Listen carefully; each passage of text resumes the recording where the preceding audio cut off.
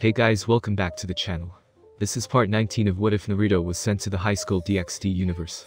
If you guys enjoy this What If and want to see part 20 of it, comment down below and let me know. Also check out previous parts of this What If. I have created a playlist for this What If, where you can find all the previous parts, the link is in the description. And also go ahead and check out other What Ifs in the channel. Before we start, please do support for more awesome content. And don't forget to subscribe and leave a like. And also check the description for the creator of this great fanfic and support them for making this fanfic. So let's start this video. Hyodo's house. Dulio and Agatha arrived in Japan, receiving orders from the higher-ups to team up with the devils to apprehend Ashirock. They had Grafia and Saji with them, while Serafal and Beowulf went to India to go find the last clone of the demon. Thanks for the muffins, Mrs. Hyodo. May the Lord bless you and yours. Dulio bowed, crying into Issei's mom's hands. He murmured about how good the muffin was. And this guy's supposed to be the strongest exorcist. They all thought except Grafia, who was having a conversation with Serafal. We are fighting the last clone, it possessed a human. It came to us of its own will. Serafal told Grafia through a communication magic circle on her ear. Dulio-sama and Agatha-sama just arrived. We have reason to believe the demon is still in Japan. Be wary of it, Grafia. Grandpa told me stories of the demon, it's not to be underestimated. Grafia heard an explosion in the background after Serafal's warning. I understand, Leviathan-sama. Grafia closed the communication magic circle and saw that Dulio was still thanking Mrs. Hyodo, who had a huge sweat drop on her head. Dulio-sama, it's time to go, she announced. Hey, Grafia, you think the blonde is inside? Saji asked, staring at Naruto's house, after they came out of Issei's. The gate of Naruto's house was pushed open all of a sudden, and Gaia was seen closing the door before she ran, faster than a normal human should be able to, conjured a green magic circle, and teleported to God knows where. Interesting, she can use magic circles. Dulio stated, commented the obvious. She's pretty. He added as an afterthought. Guys, there are two huge purple magic barriers in town and I sense great evil in them. Agatha suddenly called out from above with her wings spread out.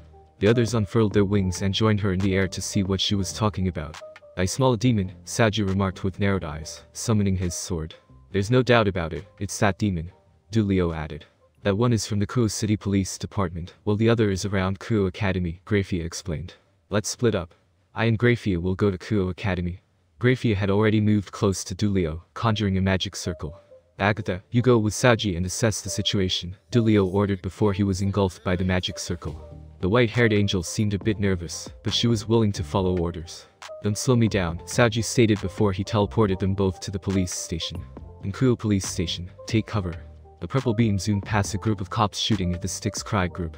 The beam hit a police car, making it go boom, instantly killing a few cops taking cover beside it. They have managed to stop them for the moment by creating a barricade. The police chief and a few cops were holed up on the third floor. What's the situation? The chief yelled over the radio. Sir, they've managed to breach through using weapons that shoot purple beams instead of bullets, like the guns from Star Wars. The cop in the barricade replied. Are we shooting a sci-fi movie here, son? The police chief asked. No sir, the man over the radio replied. Let's try to hold them off, we are still trying to contact the outside world. Chief, behind you. Hiroshima yelled, calling his boss's attention to a Styx Crime member behind him. Bang. The member's face went blank as he fell into the floor. John had blood seeping from the wound on his face, breathing hard as he threw the empty pistol. He just used to kill the Styx Crime member away. Do we have any contact with the outside world yet? John asked, taking cover. Even though they made a barricade, some still managed to scale up and past it, and it's up to them to take the stragglers out. No contact. It's like we have been cut off from the rest of the world. The tech cop replied. My sister is out there somewhere. I have to know she's safe. John yelled. Do you think we are safe enough for you to worry about your sister? I have a family out there. The tech cop replied. A report of some of them turning into monsters came in. The tech cop said. Monsters? John repeated. Yes, purple hulking monsters. Those ones are hard to kill. There's no doubt about it, it's the work of that demon. John deduced. We can't stay holed up in this building forever. We have to move. How much ammo you got left, Hiroshima? John inquired. Not enough, he replied. Alright, we'll improvise. John was about to explain his plan, when he felt a familiar feeling, drowsiness, and nauseousness. He was the only one left standing, while the rest were left unconscious on the ground. He saw the whole area was cleared of all the criminal members, and Gaia was standing in the center, her eyes glowing green. It's a good thing this barrier was erected here. I can finally stretch after all this time without worrying about Olympus. Gaia noted, her hair levitating, as if it had a mind of its own. Gaia? John had never felt so relieved in his life. Are you alright, John?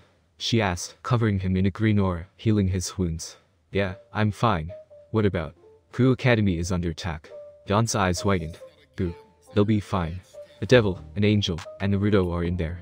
John breathed a sigh of relief and all of a sudden, the precinct went silent. All that remained was John and Gaia. Footsteps could be heard as Saoji and Agatha walked towards them. It's surprising how you were able to breach this barrier instantly. While a devil and an angel working together had a hard time scratching its surface, Saoji commented with Agatha standing beside him. Sursage's Grimory's Knight narrowed his eyes at John, wondering why he was still standing. Don't try to erase his memories. He knows about us. Gaia told Saoji, placing emphasis on the us. We cleared the precinct, all that remains is Kuo Academy, he said. What about them? John asked, referring to his fellow law enforcers. They will wake up tomorrow with no memory of what transpired, Agatha said. It's fine by me. I hope they don't remember this nightmare, John said, staring at his fellow law enforcers lying on the ground unconscious. Let's go to Kuo Academy, he stated, making his way outside the precinct. Whoa, us? You're human. You don't have any powers. Agatha flared her arms around, trying to keep her father's creation safe. Who said I don't? John replied, and his sword materialized from inside his trinket and fell to the ground. You found it? Gaia replied. I've always had it, I just hope I never have to use it, John replied. John knew about the sword since he was but a boy, but a message left by his parents in the gem said to never use the sword unless absolutely necessary. The consequences of using the sword was described with great detail inside the message. They all teleported outside the barrier, and a dark purple storm was brewing above Kuo Academy. We have to go, now, Gaia warned. Scene change. India, somewhere in Mumbai. The time of the prophecy is near. I can feel it, Ashrok said out loud. If you think we are just going to let that happen, then you are wrong. Bijuus punched the possessed human in the face, taking care not to kill the human it possessed by reducing his strength when punching. Look at you, killing me in this form is very easy for you devils, yet you hold back, because of a measly human. You are different from your ancestors, those greedy brutes. They have been fighting and chasing after the demon, never losing sight of it. Serafo was in deep thought on how to handle the situation. Killing the human will do no damage to the demon. And even then, he'll have a chance to escape sealing. Only if they can be. Serafo trailed off when she finally thought of a solution. Bijuus, come here. Bijuus stopped his assault and retreated. The devil landed beside Serafo and listened to her plan. The demon raised an eyebrow at both devils, pondering on what they were planning. There is nothing you can do, devils. Just kill me. I don't like this plan, but I'm in for it, Bijuus frowned. Let's go. Serafo yelled, shooting an ice shard shaped like a thin arrowhead at the human Ashrok currently possessed. It is useless. Ashrok caught the ice shard with mid-difficulty, skidding to a halt. Or, Bijuus yelled, shattering the ice shard, thus creating a smoke screen. He went behind the demon, holding it in place as Serafo covered the distance in the blink of an eye, and placed a hand on the demon. What are you doing, greedy creature? It asked with narrowed eyes. Getting you out of here. Serafo replied before she teleported all three of them out of there. Scene change. Kuo Academy. The cloud of dust has settled by now, and Naruto stood in front of a fat man. He recognized the demon instantly. I compliment you, human. Your proficiency in using the emergy of the Yaokase is highly commendable. You made a mistake coming to my school, and putting my students in danger. Naruto replied. No, human. My coming here is no mistake, it is actually far from it, in fact. I am here for a person, a girl, and I will not stop until I have her. Let me see you try. Naruto adopted a taijutsu stance. I wouldn't be so hasty if I were you, hombre. Quavo, the boss, just joined the chat, and he's not alone. He's with the Klepto 6. The kleptomaniacs had weird scribblings on their faces. They didn't even look human anymore, as half of their faces were grotesque and each had a different set of wings and tails. Do you think you can take us all alone, Blondie? Quavo asked, brandishing his twin guns. Let me let you in on a little spin, hombre. Quavo said, lowering his stance, crossing his hands over his face. I'm currently the weakest in this group. He finished, whipping his head sideways, trying to ignore the pain caused by said action. A purple and blue aura seeped out of his body, and he let out a maniacal laugh. Witness what you didn't back them, hombre balance break. A crescent wave of purple and blue energy traveled through the school, and Naruto had to pull up an earth wall to defend himself. The ground floors of all the buildings were damaged badly. I have been born anew with so much power like never before, Blondie. Quavo now had twin rocket launchers mounted on his shoulders, and his twin guns turned to SMGs. I could swear he was human a moment ago, but now he's just like them, a demon. Naruto mulled. This is going to be harder than I thought. I might have to really stretch my powers, just to keep up with them. Naruto looked behind him and was glad to see that the school was still standing, but the students were all at the windows facing the fight, staring at the commotion. Surely they've seen enough, so seeing their teacher breathe Kikis would give them hope. Raise the skull as you like, but bring Martha Hunter to me alive. Yuri, who was gripping the windowsill hard, was staring at the demon with great confusion marring her face as she spared a sideways glance of Martha. She was devastated to say the least. What did those guys want with her, and why is Naruto the only one out there? I knew it, they came for me. I put everyone in danger. Martha's hands fell limp by her sides. She turned around and walked away, getting the student's attention. Where are you going? Yuri asked her. To go put an end to everything, Martha replied with a voice full of conviction. Unlike her normal angelic sweet voice, this one had an edge to it. Yuri had a lot of questions about Naruto and Martha, but the greatest question she had was about the fat man in the middle. That man was undoubtedly the old drunkard she hated the most, her dad. Leave the blonde one to me. We have unfinished business, Ashiok ordered. The kleptomaniacs and Quavo all rushed forward, intent on causing as much havoc as possible, and one could see the crazed gleam and the bloodlust present in their eyes. Naruto prepared himself to intercept them, sliding into the academy's stance when his body suddenly moved on its own. He bent backwards, missing a roundhouse kick. His force was powerful enough to crack the surface of the skull ground. The same kick halted instantly above Naruto. His eyes widened to the size of dinner plates when Ashiok rose the leg a bit and delivered a brutal axe kick to his chest. All the students saw was the other creatures running towards them, and, all of a sudden, a cloud of dust kicked up at where Naruto was. Hey, I think they are coming for us. Run! Some students yelled. Yuri and Martha were nowhere to be found as the students of Kuo ran for their lives. Naruto coughed up a mouthful of blood. He didn't even see the demon coming, and the only reason he was able to guard his chest with his forearms was the fraction of a second it took to raise its legs a bit before impact. You will pay for the humiliation you caused me, human, Ashiok said, stretching his palms wide at Naruto. A familiar magic circle, only this time smaller, hovered on Ashiok's outstretched palms. Sand rose from the ground to Naruto's aid, but it would not make it to him in time. Dark Racer. Earth-style, mud wall. A massive wall of earth covered the skull from the blast radius. Naruto stood on the earth wall, wiping a trail of blood off his cheeks. Akuzo. Shikaku, son. Naruto clapped his hands together, and a wave of sand and lava erupted from the ground, filling the entire schoolyard. The demon group took to the sky, while Ashiok levitated in the air staring hard at Naruto. I have never seen anything like this before. Not even the Yaokais could do this with chakra, sand, lava, and earth. You're open, Blondie. One of the klepto, with a dragon-like appearance, yelled and breathed out a huge stream of fire at Naruto. The blonde spared a sideways glance at the incoming flames, and tapped his feet on the wall. Another pillar of thick earth rose to his defense, creating a dome, completely hiding Naruto in it. Naruto used the wall as a screen, to blindside the dragon-like demon, while it was still spewing flames from its mouth. He then delivered a full-powered Sage Chakra-enhanced kick to the neck of the possessed human. The dragon demon plummeted below, erupting a wave of sand and lava on impact. This guy is strong, alright, Quavo thought. Naruto stood between them and the school, and even though he was outnumbered, he still kept them at bay. The dragon-like klepto rose from the mix of sand and lava unhurt. It transformed into a full bipedal dragon-like demon. His fellow kleptos did the same, with each transforming into something unique. They're just mindless beasts at this point, Naruto thought before a penguin-like demon breathed out a huge stream of whitish-blue mist that froze everything it came in contact with. Naruto felt his danger sense enter into overdrive again, and, suddenly, Ashiok was standing behind him, his hands touching his back. A purple magic circle was imprinted onto Naruto's back. His eyes widened when he saw he couldn't move anymore. Do you fear me, human? Are you even human? Ashiok asked, now standing in front of Naruto. The blonde went down onto his knees, and Ashiok placed a claw on his forehead. What are you? Ashiok asked before a purple mist leaked from his claws, and entered Naruto's head. The blonde ninja wanted to grip his head, wanted to scream, but couldn't. It hurt like hell, but his body just would not move. The other kleptos, seeing Naruto was immobile, ran towards the school building, intent on killing all the students. Move. Naruto ordered his body. Move. His pupils shifted sideways. Move. He yelled mentally. Ashiok removed his hand from Naruto's head all of a sudden, and caught a huge light spear. The school building vanished, swallowed whole by a blue magic circle. You foiled my plans again. Ashiok retreated and glared at Dulio. Ma, you did well, human said. Dulio complimented Naruto, placing a hand over his shoulder.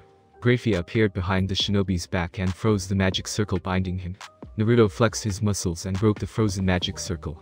If I am correct, he's currently using 3/4 of his full power. Graphia informed, never removing her eyes from the demon.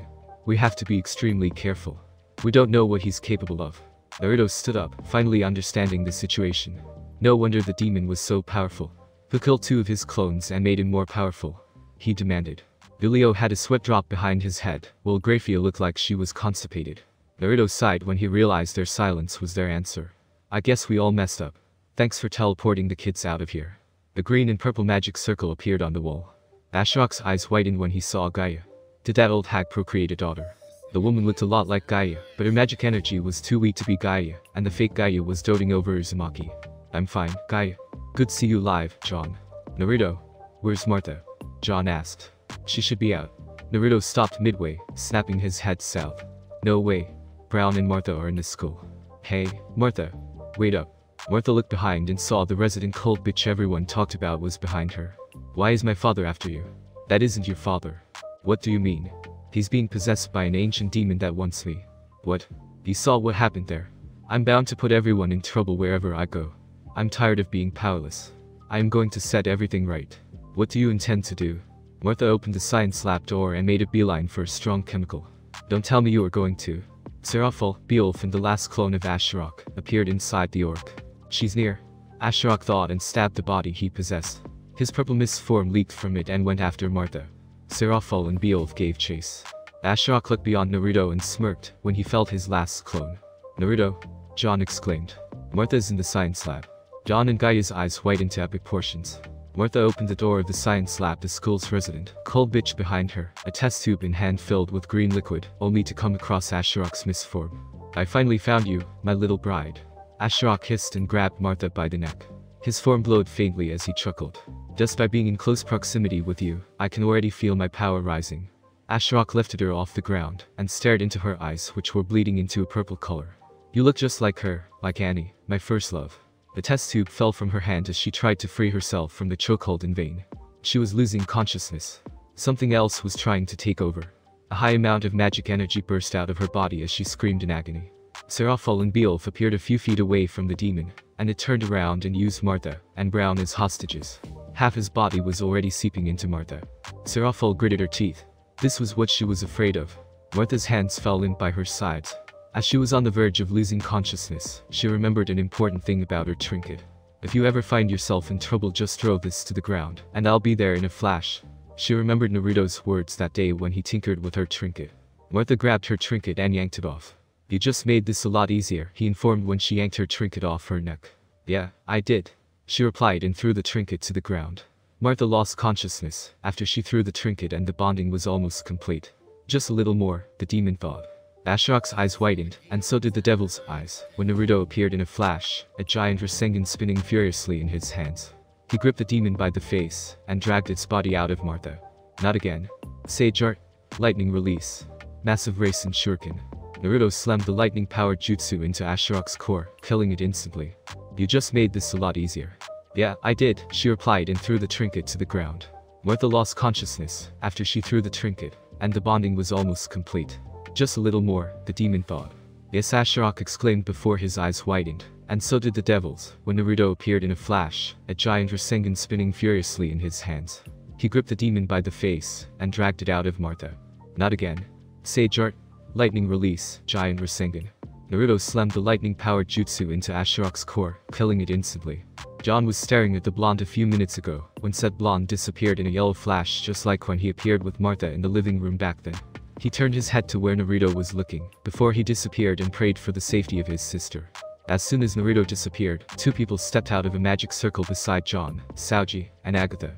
He heard Asherok chuckle before it turned into a full-blown laugh. A powerful wave of purple energy burst out of Asherok's body, flattening the entire school completely. Aya, Saoji, and Martha created a magic barrier in time, and even then, their magic barrier barely held on. Asherok rose out of a thick puddle of purple fluid, and what came out wasn't an it but a he. A pale, handsome, well-built man with flaming long purple hair, purple eyes with black slits, and purple claws. He had on dark purple eyeliner and 2 skull earrings. Ah, the feeling of being complete. It's tantalizing, the demon sighed. He's complete. Gaia's eyes whitened in shock, seeing the demon in his full glory. Asherok took to the sky and stretched his wings, balled his fists, and smiled, a true happy smile before he laughed maniacally. Ah, I can feel the wind on my skin, I can almost taste it. The now complete demon looked in the direction where Martha was and smirked. He turned his attention back to the group below. They were nothing but trash, well, except that fake Gaia, the church soldier, and the she-devil. Well, I guess I have enough time to kill you all, saving the blonde one for last. Ashiok, what do you intend to do? The three great factions are allied now. They will put an end to you. Kaguya hollered. Listen up everyone, his power level right now equals that of a super devil, Dulio informed, all traces of humor gone from his face.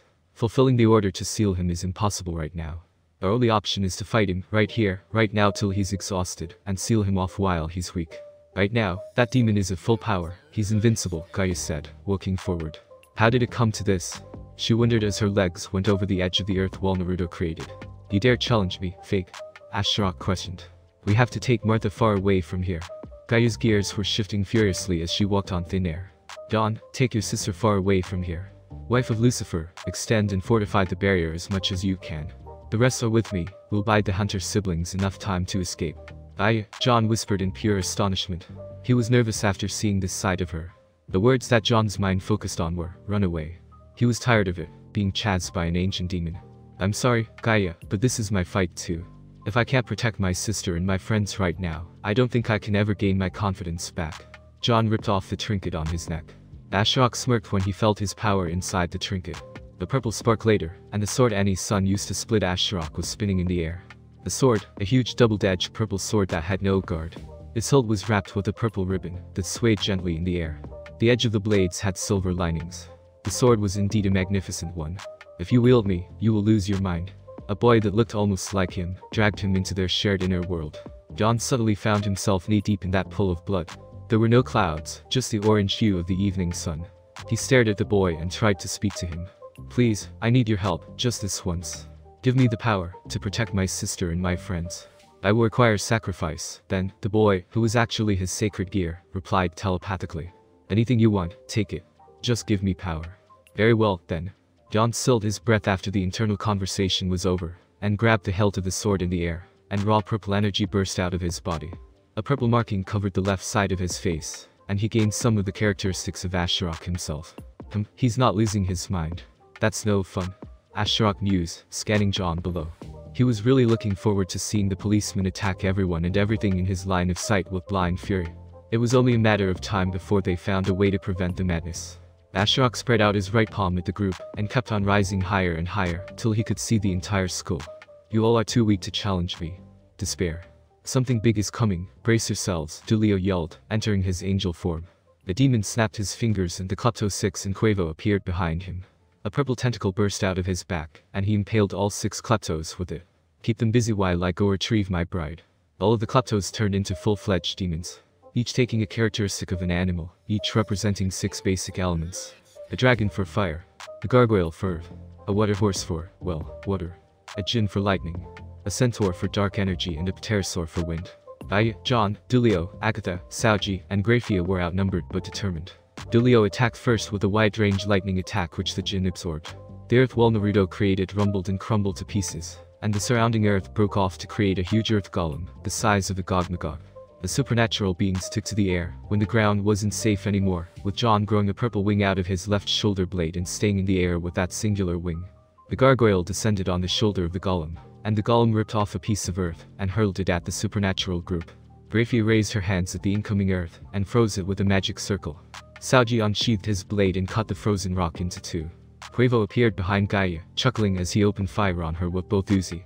The bullets exploded on impact, and it was like a rain of grenades, but Kaguya's magic barrier did its job just fine. John rushed after Quavo, but the criminal was having none of that, and blasted the cop with one of the missiles from the rocket launchers mounted on his shoulders. Quavo couldn't help but laugh when John dodged the missiles. Look at us, pig. Indeed, we broke our human limitations, transcended our mortal barriers, but deep down, we still are police and thieves. He hollered and opened fire on John. Displaying great swordsmanship, John cut all the bullets with great precision. Get out of my way, Quavo. John yelled, trying to cleave Quavo in 2. The criminal ducked under the slash and kicked John in the gut. The kick packed quite a great deal of power, as John was launched away only to be seized by the pterosaur, and taken towards a dark forest in the distance against his will. John! Kaguya yelled and tried to rush after him. The hell? That forest wasn't there a moment ago. The mother goddess thought only to see that the entire landscape had changed. The clouds were purple, and the atmosphere was gloomy. I wouldn't worry about him, if I were you, Quavo yelled. My fight is not with you, human, Kaguya replied, and was replaced by John instantly in a quick burst of green light. She switched places with him, Quavo thought in surprise. John seemed a bit disoriented before he saw Quavo, and his anger returned. Braithia backflipped over a fireball from the dragon with grace. The demonic dragon dived at Lucifer's wife, and the normally stoic maid let a smirk grace her features, before she created an ice stake and tried to impale the dragon with it. She frowned when the ice stake turned to mist upon contact with the dragon's hard scales. She quickly brought up a magic barrier to stop the incoming huge fireball, but underestimated the power behind it. Her barrier was shattered instantly and she was sent tumbling in the air, before she regained her balance. Milika's mom glared at the dragon with a heavy frown. That magic barrier should have been strong enough to block the fireball, she thought before she realized she was weak against strong fire-based attacks. This is going to be hard. Agatha weaved through beams of dark energy, and sent a beam of light energy of her own at the centaur she was tasked to fight. For a grotesque demon, it displayed intelligence as its attacks were planned. Saoji flicked his sword with style as the wooden golem behind him crumbled to dust. The gargoyle screeched at him, and a pitchfork made out of rock appeared in its hands. It rushed forward and so did Saoji, both clashing in the middle of their previous positions. Today's Kindergarten, Gaia thought. I can really stretch my wings without worry. She grunted as she ripped the wings off the pterosaur with her bare hands. It screeched, sending out a wave of wind that carried Gaia away from it. That's not a screech, demon, Gaia remarked, taking in a deep breath before she infused her voice with divine magic. This is a screech. The mother goddess screamed. The winds howled, the trees were blasted away. Everything was flattened by the powerful airwaves smashed into any solid object with enough force to break it apart. 3 seconds later, she stopped. A good portion of the forest had been flattened. That was something she does occasionally, when she's compelling humans into doing what she wants them to do, but this time, she completely upped the ante and screamed. The pterosaur reduced to a pile of flesh here, and a puddle of blood there. Braithia exhaled, the cold mist coming out her body, her eyes shining a cold blue. She extended her hand at the incoming wall of flames and froze it. She jumped up and punched the dragon in the face and intoned, "Super freeze." From the point of impact, the demon's body was covered with frost till it traveled throughout its entire body. The demon shattered as soon as its body touched the ground. Julio sighed as he pulled his spear of doom from the chest of the djinn. He took off to the sky, to evade a wave of water infused with poison. "Bad, water horse," he yelled and threw his spear of doom, and a light spear at the same time at the water horse, killing it instantly. The church's strongest exorcist smiled when he saw Agatha defeat the centaur with minor injuries. She was among the few young angels that didn't fight in the war. She was kidnapped in the past, but, thankfully, she was saved, claiming a human saved her from the clutches of a maniacal devil, and a dragon who wanted to do things to her. The event took a toll on her confidence and self-esteem, and he was glad to see she had recovered. Julio reached out for his muffin when a green blur materialized behind him. Taking a good look at her, he realized she was quite a looker. The kids at church wouldn't shut up until they knew of his relationship status. She'd make a great babysitter, Julio thought, checking her out. No? Bad, Julio. John was left fighting with Quavo, who was switching guns like he was a walking arsenal. The criminal now had a shotgun that sprayed tiny bullets that burned through rocks. That's enough, Quavo. Turn yourself in, you're outnumbered and outgunned. John tried to reason with him, but the situation was too serious for that. Haha, never, you hog. I'd rather die than surrender. And oh, for the record, I still got guns. Lots of them. I can be outgunned, I never run out of them, motherfucker. Quavo decided to pull out his balance breaker's ultimate move, the arsenal. Quavo's balance breaker had just one ability. Before he received powers from Asherok, his twin blue pistols turned into machine guns. But after receiving a power-up from Asherok, it now had 2 abilities. The first one is the one he's been using so far in the battle, which were the 2 rocket launchers mounted on his shoulders. The other ultimate move was a little something called Arsenal.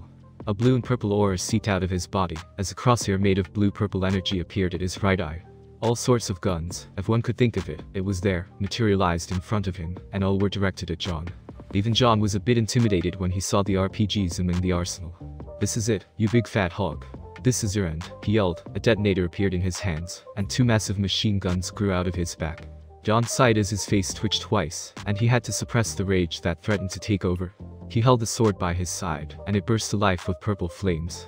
He raised his sword up, and the devils created a magic barrier, knowing the clash would be quite devastating. Balance breaker. Arsenal. Crescent eraser. Both fighters called out the name of their attack. The wave of purple energy overcame the sacred gear attack, and an explosion went off, kicking up a huge cloud of dust. The dust settled and John, sword in his right hand, glared at Quavo, who was losing an arm. He's come a long way in such a short amount of time. Maybe he's been practicing how to wield the sword all this time, when he knew of its existence, since he was a kid. Gaia thought with a fond smile, but something was bothering her. He wasn't consumed by rage. He was perfectly sane. Quavo coughed up blood, now back to normal, all traces of dark energy gone from his system. "Come to finish me off, eh? Make it quick, hog." You have the right to remain silent. Any word you say can and will be used against you in the court of law. Don't give me that crap, hombre. I'm a boss, damn it, and I deserve to dictate how I die. Quavo yelled with a crazy gleam in his eyes. Pity from a pig was the last thing he ever wanted. He gasped when Harsh Blade, the name of the sword John wields, impaled the ground beside Quavo's head.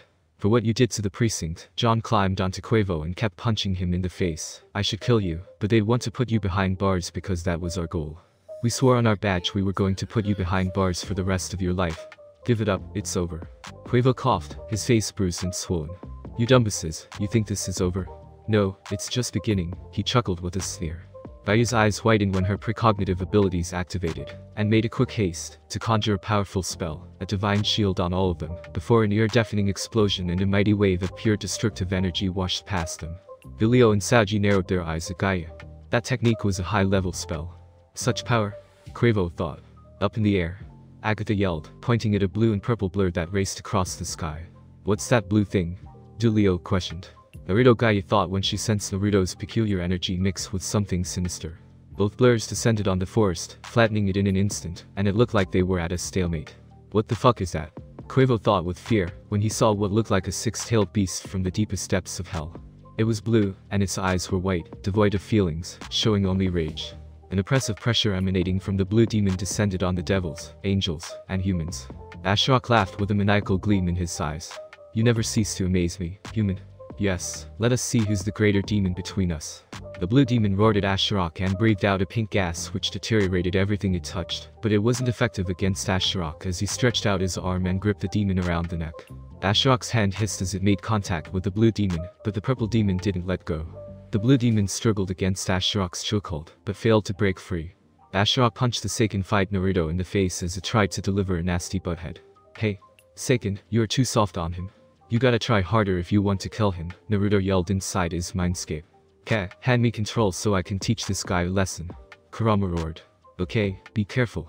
That's my body Dadabayo.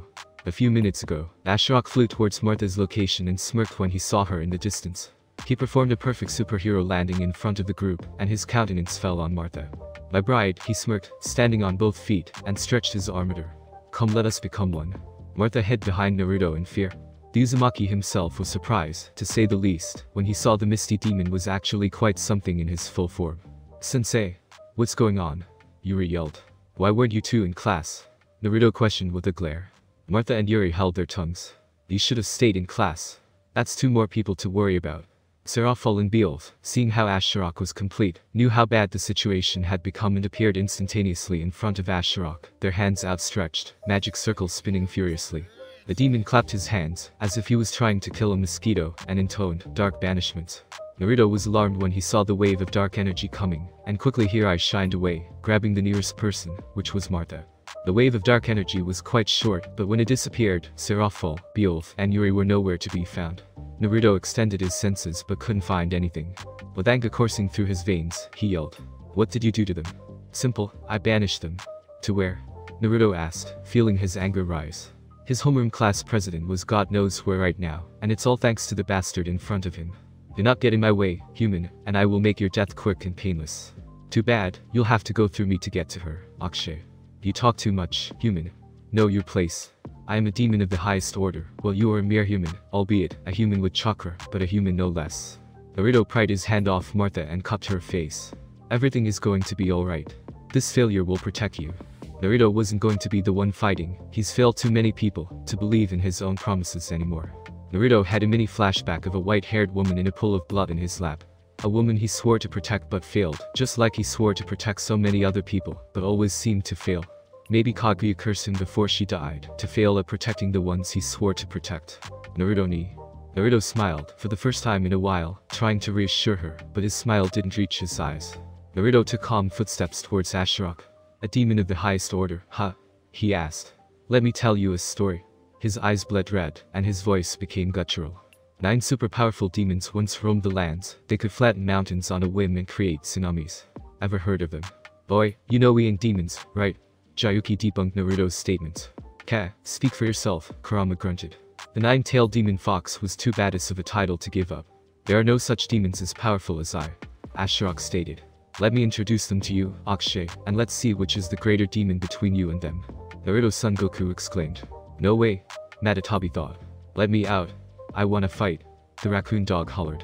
Naruto went on all fours, and his skin suddenly started peeling off to reveal dark red chakra underneath. Murtha, with her mouth wide open, watched as Naruto grew 4 tails, and became a beast from her darkest nightmares. They both blurred out of existence, destroying the ground they had moved from before they halted in the air in a stalemate. Seiken gathered negative and positive chakra, before she swallowed it. Ashok did the same with a dark eraser from his mouth, and both techniques were released to point-blank range. Boom. Both demon and tailed beasts still kept on fighting even after their destructive techniques exploded, rocketing them away. Back to the present. I'll show this guy what a true demon is made of. Kurama roared. Ashok retreated when he felt the massive buildup of power. He watched as the sky darkened even further, and a ball of red energy descended on the transformed human, and now, he's transformed again. Naruto now had 7 tails with a fox-like bone encasing the demon, and his color was now red, instead of blue. Kurama, now in control, blurred out of sight, and threw a punch at Ashok's face. Ashok lashed out with his own punch, and both fists met in the middle, halting each other, sending out a powerful shockwave. Ugh! Ashok exclaimed before they blurred again.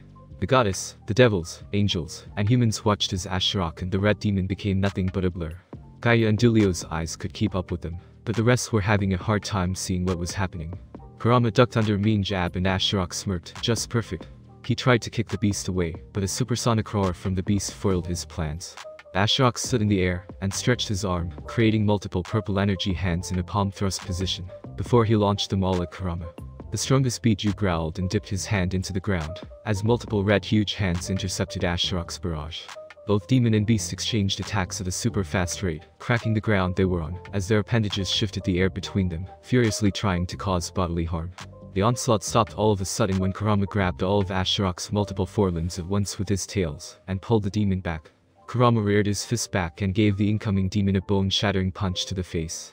Ashok was dazed for a moment due to the punch, and was flying parallel to the ground, before he heard the unmistakable crackles of fireballs. Lots of human-sized fireballs. The demon flipped once, and landed on his feet, erecting a barrier on time before the fireballs reached him. The fireballs ricocheted off his barrier, before they exploded in a blaze of fiery glory wherever they landed. Countless fireballs ricocheted off the barrier he erected as he skidded back, each fireball decreasing the integrity of his shield, before the onslaught stopped only for Kurama to appear, and break the defense completely with a single punch. How is he so strong? Ashok asked himself as another punch connected again, and this time, he coughed up purple blood and skidded to a stop, his face buried in the dirt. Kurama let out a growl and smirked. Ashok rose from the floor shaking with blind fury. Don't you dare, demon!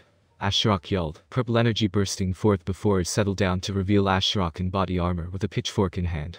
Kurama sported a huge grin when he saw Ashok's new appearance, and sped off on all fours towards the demon. Ha! Ashok yelled, putting his spear forward. Purple energy gathered on the tip, and a white-purple beam came out of it. Kurama built up a massive amount of chakra in his fangs, and roared at the incoming beam.